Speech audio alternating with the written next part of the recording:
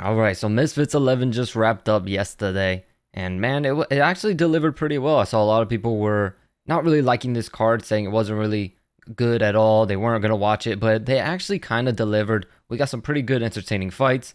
Not a lot of knockouts, but the fights were fairly entertaining. So the fights in this video that I'm actually gonna break down are all the fights from the main card. And real quick, I just want to say we were 5 for 5 on the predictions. I mean, the influencer boxing predictions, they're not that tough to predict, really. So I'm not that surprised. I pretty much predict every fight.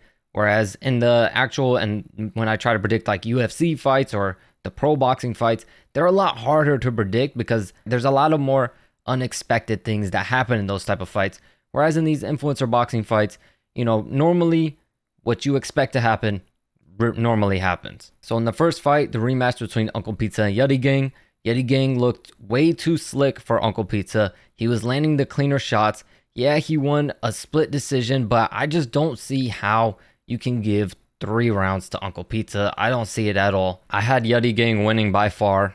Probably a 3-1. Maybe it could have been maybe a 4-0, but I think I had a 3-1 for Yeti Gang. But he actually looks really good, man. I would like to see him versus Dean the Great. I think this winner, I don't think they're going to do that. I think they might have to do the trilogy since Uncle Pizza won the first fight. But, who else will Dean the Great fight? Who else is out there for him? So why not give him Yeti Gang? And as we saw, Dean the Great was struggling a little bit with Yeti in that tag team fight. So why not? He seems like a good contender. Seems like a top contender. He was touching Dean up.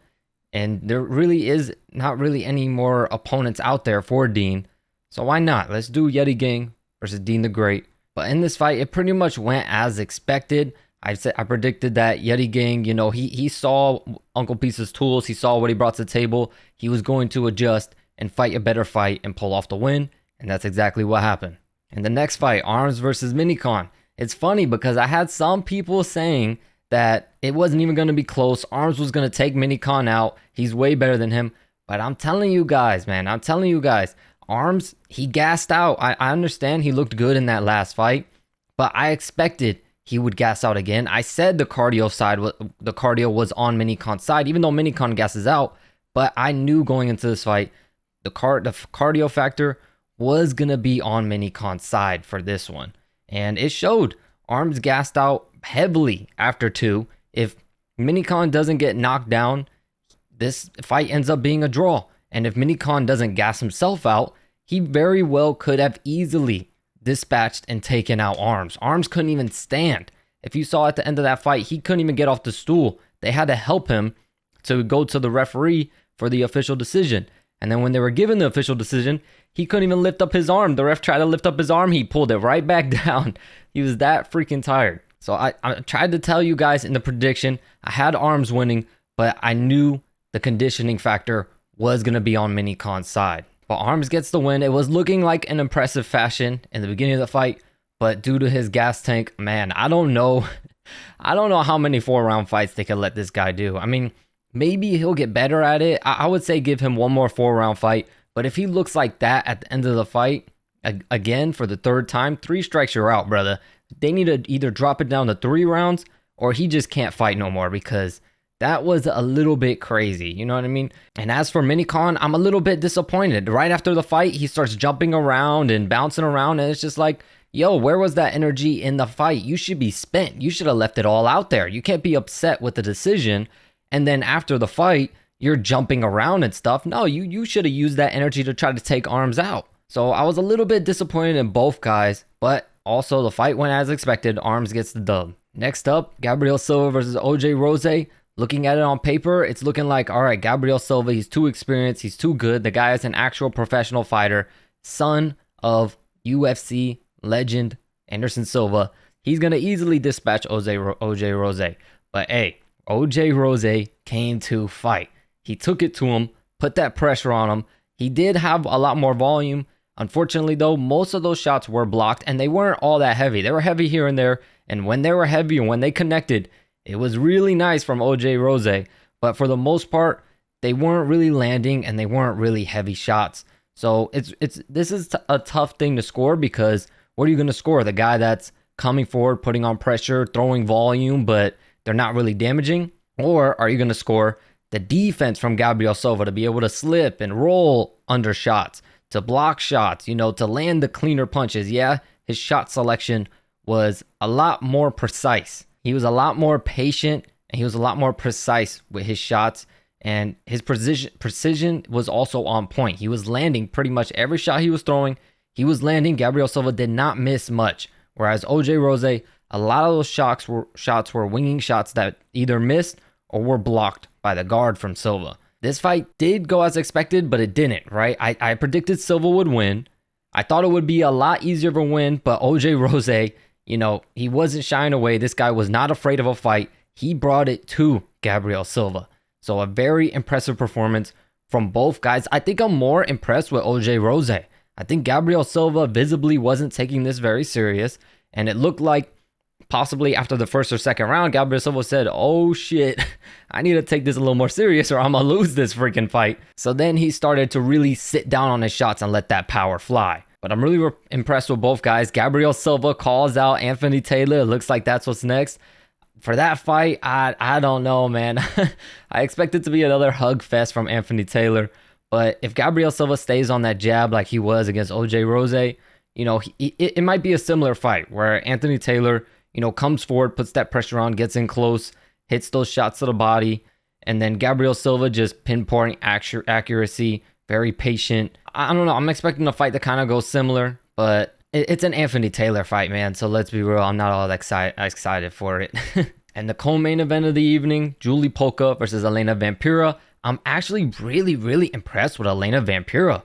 The girl looked really technical. She just seems like she needs a little bit more experience in the ring. She needs maybe to spar a little bit more. She just needs more experience in the ring. She's got the technique down. She's got really good technique. I liked her combinations as well. Her defense did lack a little bit, but I liked the way she looked. I hope she comes back. I would love to see her fight someone like Elbrook, especially for her style. I just think Julie Polka was a bad style for her.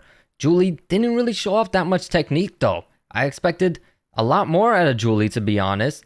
And instead, she resulted to winging these wild hooks that were connecting like crazy on Elena Vampira because, she wasn't that defensively sound. So Julie Polka was able to land these wild hooks and bust her up big time in there. But, the problem with that is against someone like Barbie, I don't know if fighting like that for Julie Polka is really going to serve her well. I think Barbie would be able to beat her if she were to fight like that. And to be honest, I don't know. Her technique overall, fight after fight, it seems like it's starting to get less and less and go down. So, I don't know how Julie Polka is going to do in her next fight.